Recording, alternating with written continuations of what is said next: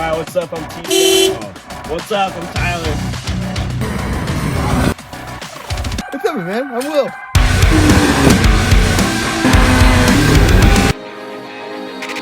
And I'm Jack.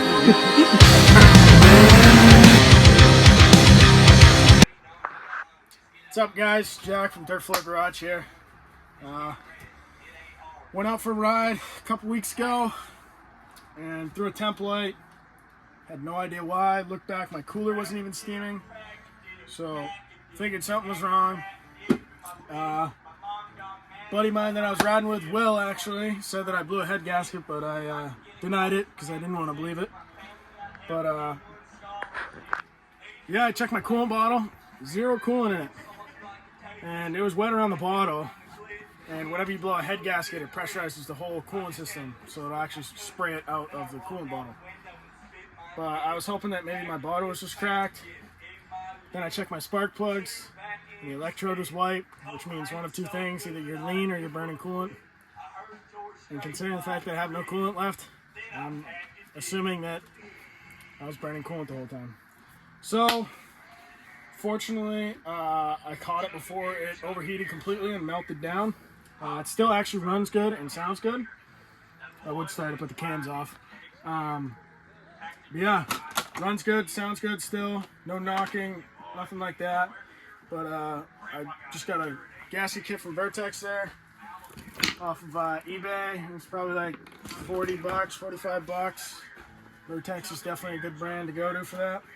But the plan for today is hopefully get this motor out, all stripped down, gaskets all scraped off, surfaces all cleaned, check everything, make sure that I didn't melt it down. I shouldn't have, but yeah, and then put it all back together and essentially go for a rip today. It's beautiful out. We just got pounded with snow, so yeah, that's the dealio. So we're gonna go to the time lapse of pulling that motor out. If we run into anything, we'll probably interject there and show you what's going on. But yeah, wish us luck.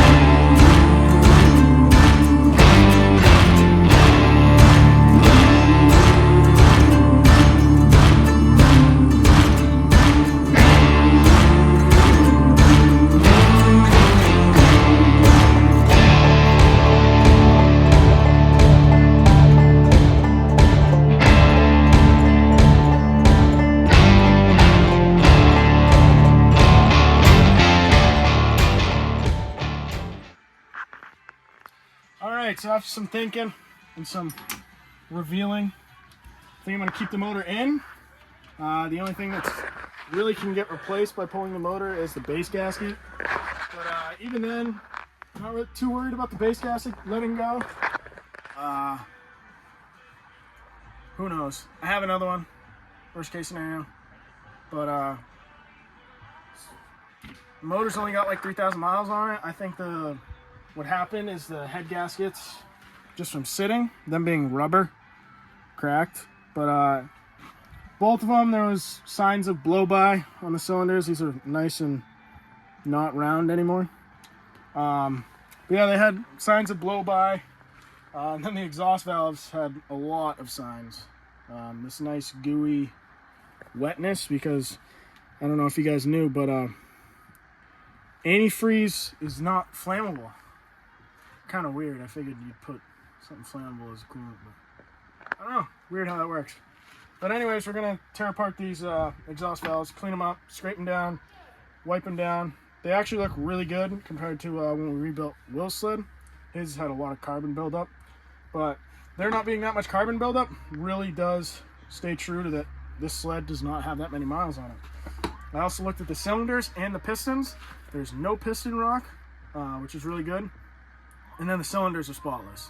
There is that goo of the coolant type shit all throughout it, but that's just gonna have to get burnt out essentially. I'm probably gonna take a rag and wipe it down before I put the head back on and torque the head back down. But yeah. Anyways, back to this. For anybody that's never taken apart a exhaust valve, they're pretty simple. But yeah, got a 10 mil here. You just take this, it's just on threads. You can actually just spin out your valve once you get it loose. Now when you go to tighten these back up, do not over tighten them, otherwise they'll come through and then you can end up with some no-no stuff. But yeah, I like to try to keep the bolts in so I don't confuse them or lose them, because you know, here at Dirt Floor Garage, you don't have a nice concrete floor to look at. But yeah, so you got to take out the exhaust valve to get this gasket off. So I always like to take a blade. Oh yeah, and this is gonna come off nice and easy. Like take a blade, scrape that off. Yep, cool. Give that to Will, tell him it's brand new, he'll believe me. So, you know, just give her a little scrapey scrape. Take this very clean rag and just give her a good wipe down. And everything looks good. This moves freely. It's still sealed at the bottom down there. There's two little spring clamps that hold that rubber boot type deal on. But yeah, there's a little bit of gasket hanging on here. I like to make sure that these are premium. But yeah, and then got our gasket set here. And there should be, hopefully, exhaust valve gaskets in here. And I see them right here. Should be, because it's a top end kit, right? Yeah, it's just a top end gasket kit. Yeah. Without, you know, there's a top end rebuild kit, which is what Will did. He got that, but he did a full top end, so cylinders, the whole nine. But I didn't need to, fortunately, because I caught it earlier.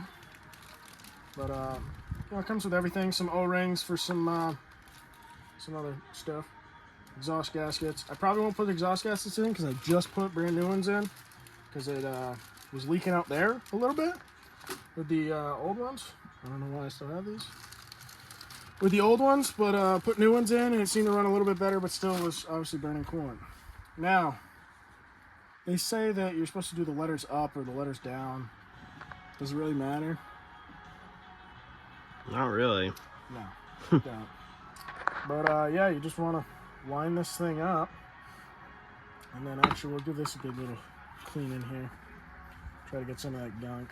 You want to make sure that your exhaust valves slide nicely in your cylinders, because your exhaust valves essentially open up the cylinder for a higher RPM, allowing more fuel in there and, I don't know, magic stuff and more power, essentially. I've heard that they're pretty good for fuel economy or something like that, but as you can see, I'm just scraping off a little bit of carbon on the edges here. Now, you don't want to go crazy with the blade, because otherwise you could score it, which could affect how it performs. Which, you know, I could score this all I wanted and it'd still be faster than Will's, but we're not going to talk about that. Because if I say that too loud, Will's going to come running over, and I don't think you guys want to look at his motor. It's getting out of hand. Yeah. But, yeah, just give it a quick little scrapey scrape. Everything looks good. Doesn't look too worn. That's another thing you want to look for. You know, it's one of those things. You don't want it too tight. You don't want it too loose, you know. Yeah, there is some wear here, but no grooves. You know, it's a little worn, but no grooves. So obviously the top. But yeah, so we'll put this back on, and then we'll thread our exhaust valve in. And then what I like to do, just because, and me, is once you get it nice and snug, I like to just give it a little, there you go. Now when you put this back on, you obviously got to make sure you line up the holes. So yeah, that's pretty much it. I'm going to do the same thing with this one, and slap it back in, and then throw the head gasket in, torque it down, which actually, believe it or not, it's kind of funny. Tyler, behind the camera, has this from his old job. Yurt. And we tried it out on Will's, and actually, when you put the head on, this torque max or whatever that this thing puts out is pretty damn close to the torque spec that it is when you put the head on. We found that out last time because Will snapped a bolt. He got pissed off. We did a compression test. Turns out the compressor was low, so we pulled it off to make sure that the head gasket seated right and all that jazz. And everything looked good, so we were a little confused on that. But we just said screw it and tighten this down just to kind of get them set. And then when we went back with the torque wrench, it was just click, click, click, click. You know, maybe just a hair snug in some spots. But since these are brand new gaskets, I'll probably snug them down with this. I'll go back with this probably one more time. And then we got a 1/2 inch drive one. Isn't ideal, but I might give that a shot or just go off and feel, which I would not recommend. But yeah, that's pretty much it. We'll probably go back. We'll probably pick you guys back up once the exhaust valves are in, and the head gaskets are in, and when we're torquing down the head, and we'll show you how that goes because there is a specific order. So yeah, back to the time lapse. So before we get back to torquing down the head and everything, like we said, finished up those exhaust valves over here, all cleaned up, and totally forgot about the head. Another important piece. So what Tyler didn't know, and it's not with every sled either, is this actually separates. You got your thermostat in here, your temp sensor, which thankfully mine works. So yeah, and we also couldn't figure out, I had a wicked brain fart, where this giant O-ring went, until I remembered that this separates. So the O-ring is actually all the way around, which can be kind of a pain in the ass, bleep, to get it to sit in there. And considering that I highly doubt this motor's been cracked, should be pretty crusty. Ooh. Yeah. Ooh. So they're always usually pretty crusty, but see how it's got a flat edge? I don't know if you can see that. That's nice and flat. Mm-hmm. So usually that means that it's worn, and whenever you rebuild a motor, you don't want to do that shit again. So, but yeah, and then we have these little gaskets that go around your spark plugs. So this one doesn't look bad, but this one looks like it could use some help. It's pretty well cracked there. But all this is getting replaced, and then there actually is a gasket for your thermostat underneath here. Now my dome's actually, dirty, simply because we were burning stuff that we weren't supposed to. Ugh. Well, you know what?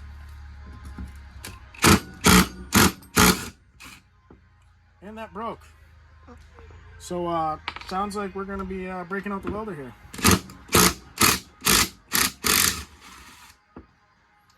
And that one might have also broke. However, and I cut myself again. However, that comes off, and there's a little gasket that goes in right here. But yeah. All right. Well, I gotta break out the welder and bleed all over the place, and get this bolt out, and then we're gonna have to look in our tub of bolts for a spare one. It's the right length. So yeah, we'll catch up. All right, guys. What a headache. Sadly, we had on this lower nipple on the head, we had a bolt break and an impossible time getting it out. Fortunately, the neighbor down the road, the one that is going to be helping me build that drag sled, was nice enough to let me use some of his tools to drill it out and tap it out. However, when we tapped it out, or when we drilled it out, we took out too many threads, which was unfortunate. I figured there'd be enough to catch. There was kind of at the bottom, not much, maybe like 2 threads. But either way, we got it all figured out. Put a little gasket maker in there just to be sure. Really caked it.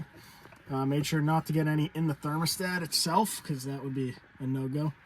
But yeah, right now, putting in the bolts. I got to get this one hose on the bottom here for the coolant. It's going to be a pain in the touch hole.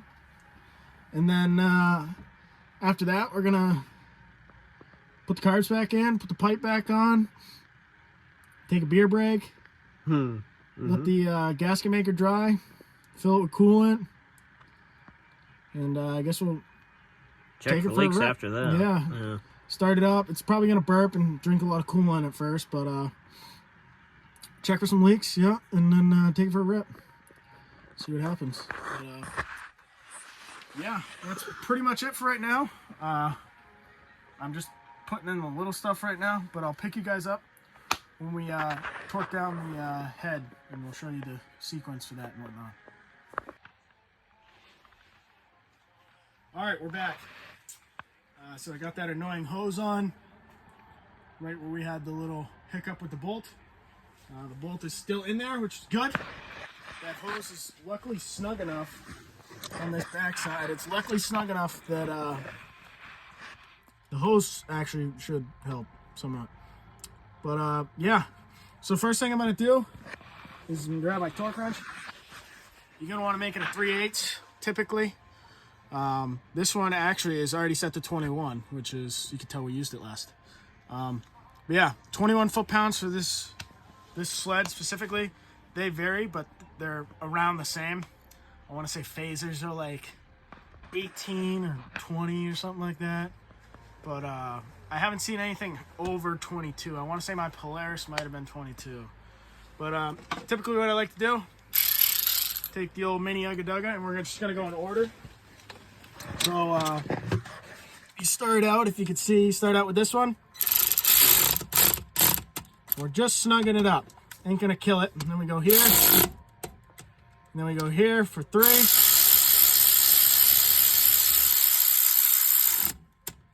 Right, just snugging it up. There's 4.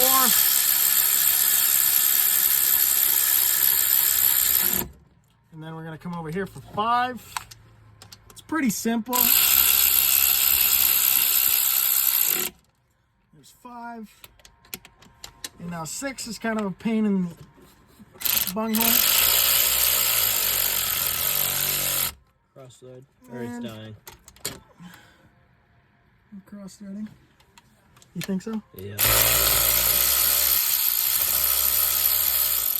So as expected, this one's going to be kind of a pain. However, what I like to do is we'll stick a good old screwdriver up in here. I'll pry this hose out of the way. Start this bolt. And actually what I'm going to do, maybe, is I will put it on just a regular ratchet. That way I can feel how tight it is. Because again, like Tyler just said, don't want to cross thread. Cross thread, it is still tight.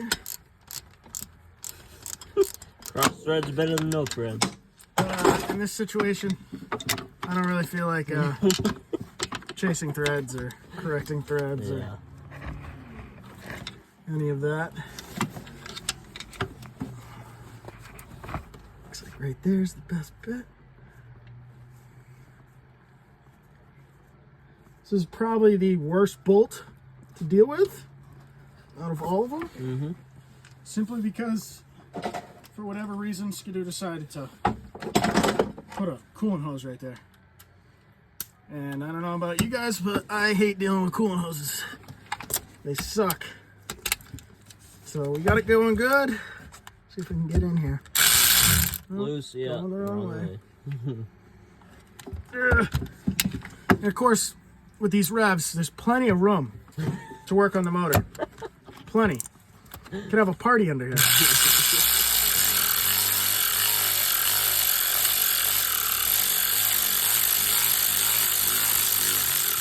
Oh boy. There it goes. I think she might just be dying. That's a good thing. She might be dying. Yeah. Threads could be a little dirty. Now again, blew a head gasket, right? So see how corroded these bolts are? That, yeah. Not good. A lot of signs in this motor that it's never been taken apart, which is a good thing.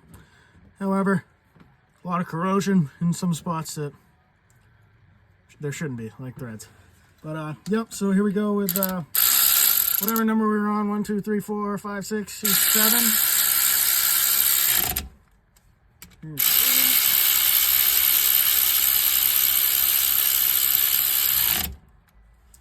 And then we come back over here.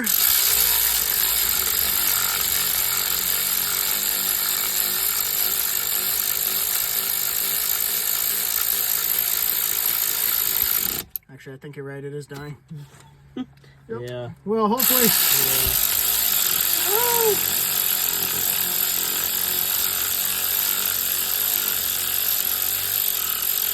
Oh, it's because you're angled. That's why. Yeah, it's a fucking tough angle. It is dying though, Yeah. too, which doesn't help. Yeah.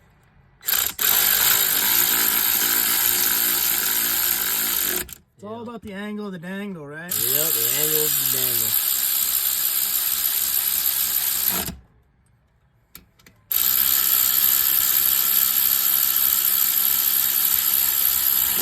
So, that order that I just did is pretty important because how the head gasket sits in the motor and how the, I guess you could call it kind of like a valve cover gasket, but it's that gasket between the head, the domes themselves, and the this top plate or this head where the coolant comes into. So what we're going to do is we're going to take our torque wrench that is already set to 21 foot-pounds, and we're just going to go back through that sequence again. Now, like I said, that sequence is very important and very specific on sleds. Phasers, completely different. Polaris, completely different. So, yeah, it all depends on what sled and what motor. Now, me and Will, we essentially have the same sled now. Mine's obviously a mod because revs weren't made with 700s. But the torque pattern's the same, torque poundage is the same. You know, there's not much difference between the two. But yeah, just look it up. You can always look it up, and I always go on Google Images, make sure that everything works. But yeah, we're just gonna go back in order. Don't want to go too far. There's click. There's one. There's two. So see how close that got us? But it didn't do it so much that it, you know, would kill the threads. It just got it right at Exactly, because these bolts are only rated for so much anyhow. So, like when we built Will's motor, before we got into making YouTube videos, we actually ended up snapping a head bolt. And fortunately, Will had brand new cylinders, so the threads weren't corroded or anything. They were brand new. So we were able to just thread the old threads on the bolt out, which was kind of nice. And I might need an extension for this. Yeah. Yep. Well, anyways, I'm going to go back and retorque anyhow, so we'll just go around real quick. Ooh.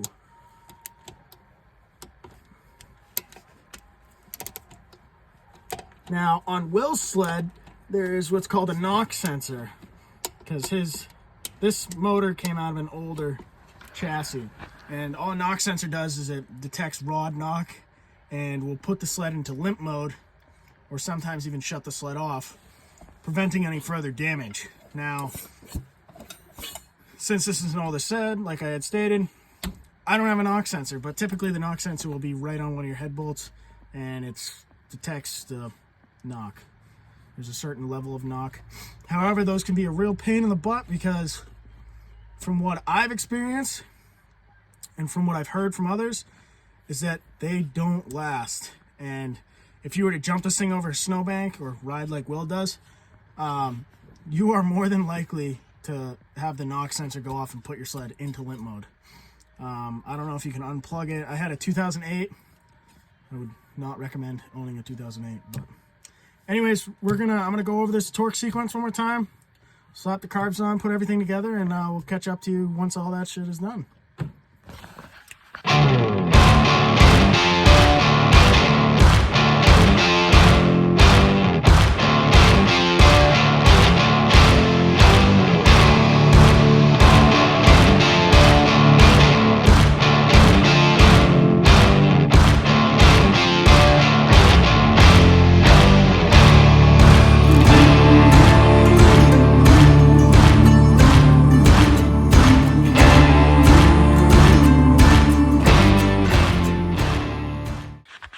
guys, just to wrap it up here. Took a lot longer than I expected. Ran into some crap. But yeah, after you start up your sled for the first time, you don't want to rev it right away. I mean, you can whack it a little bit, but you don't want to get on it. But you want to park it on a hill like this and just let it idle, and that'll burp the coolant system. But I got heat in my rear cooler. Heated grips are working. I'm not throwing a temp light. It is sucking in some coolant, which it should because there's a bunch of air bubbles in there. But yeah, what's next is we're going to fill it up, go for a little ride, check the coolant level, so forth. But that's pretty much it for this video. Hope you guys liked it. Make sure to stay tuned for some more.